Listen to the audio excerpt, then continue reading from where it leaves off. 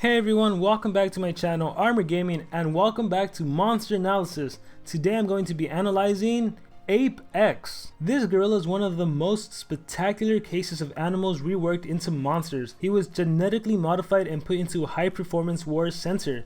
He's now a warrior ready to face any war inside the dense jungle. Here we have Ape as a little child, as a teenager, and as an adult. Now I personally like this monster design. It's pretty darn cool. Actually, nature monsters, I really do like their designs. What I don't like about nature monsters is usually their skills and stats.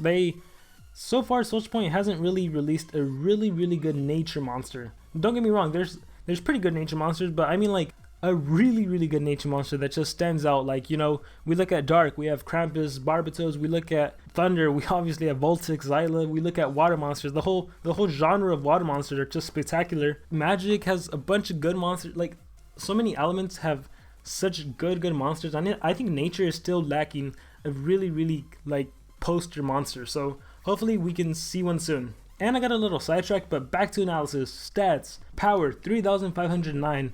Wow, that is actually a pretty high power for nature monsters. It actually falls right below the Judgment, and it's right above Cyan. So second highest power for nature monsters. Life 31,969. Wow, also that is also the second highest life. Actually, if the VIP monster wasn't introduced, this would be the highest life. So he's right below Ulsar the Brave, and he's right above General Altus. So it's a good life. So far from what I can tell, he's probably going to be another tanky slash supporter slash offense, basically another hybrid typical of what we see of earth monsters. So finally we have a speed of 3,113, and ouch, that is actually the third slowest monster for nature monsters. By far it is not really good. The tricky thing about monsters with slow speed is that it's really hard to utilize them in a game, because you know the enemy is going to be running speed runes. You know your other monsters have some sort of speed rune. Either your main denied 3 speed runes, your other monster at least 1 speed, team speed, so it's hard to make him usable. But like I said, he's probably going to be a tanky supporter, so it might not be too bad. Let's see what else he has to offer. He is a nature monster. His weakness, of course, is fire, and his trait, whoa, that's actually interesting. Immune to burning. I believe this is the first monster that has immune to burning, the first nature monster that has immune to burning, and I'm not exactly sure how I feel about this. So obviously immune to burning is a pretty good trait, because burning takes away like 15% of your life for 3 or 4 turns. So being burned really sucks, but to be a nature monster immune to burning, that's really strange, because let's face it, if a fire monster hits a nature monster, you're probably gonna die.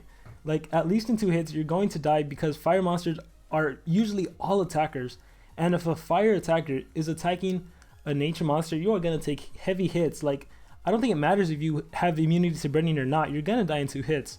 So this is really interesting. I'm surprised they didn't give him immune to poison like usually, but hey, it is a little different. However, it is a little strange. But moving on, default and special skills, we have Wild Punch and Cutting Leaves. Nothing interesting about these 2 skills.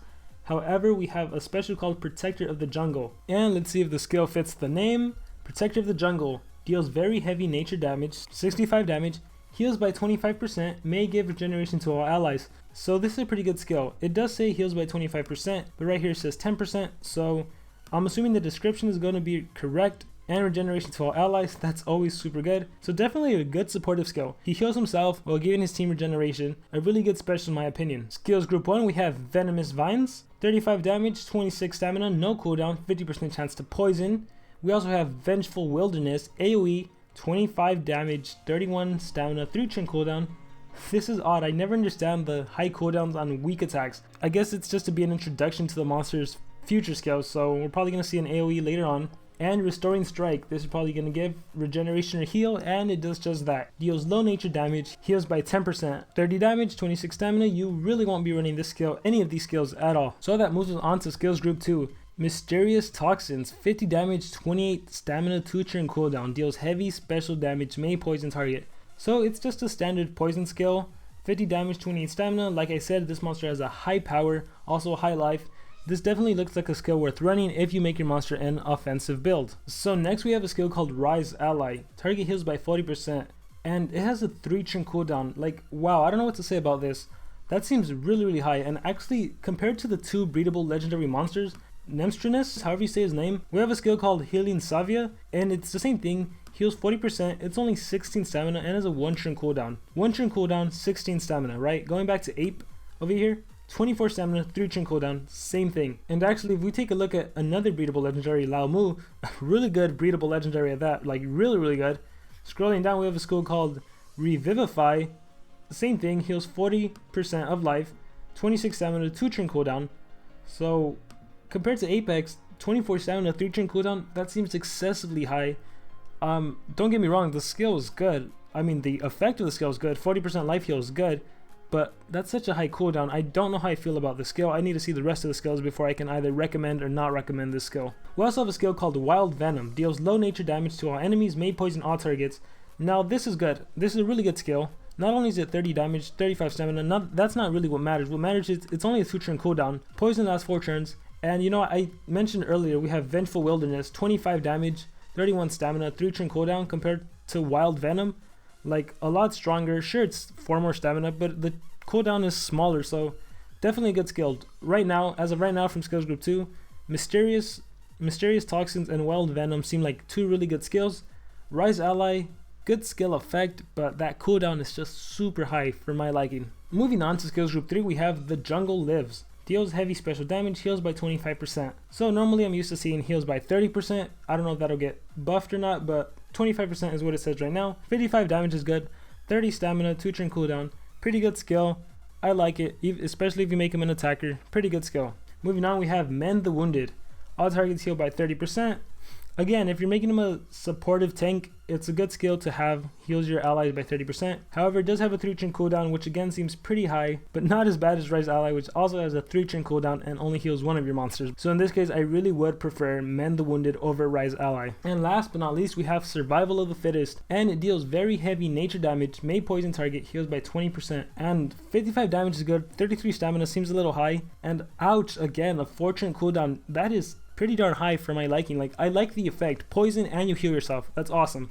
Damage 55, not the highest, but you have 2 effects. That's awesome. 33 stamina, a little high, but the cooldown 4 turn, like, I don't know what's up. Like, give me a sec. I just don't know what's up with nature monsters. Like, let me pull someone up. Let me pull up Golden.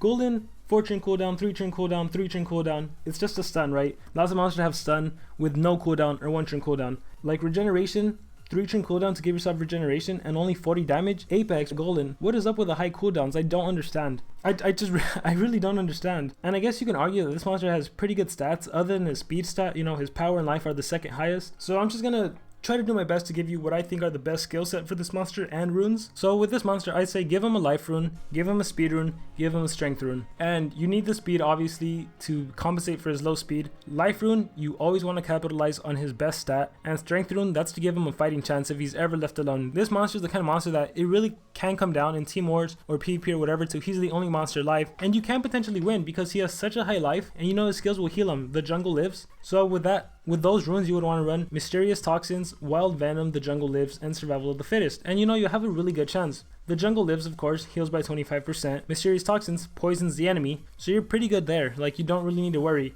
Their attacks is going to be reduced, and you're going to be able to heal yourself. Survival of the Fittest is a 2-in-1, so you're going to be pretty good. And if you want to run a completely supportive build, I would say take away the Strength rune, give them 1 life, give them 2 team speed, or give them 1 speed and 1 team speed. And you're probably going to want to run Rise Ally, heal by 40%, Wild Venom, and this is a skill you want to start off with.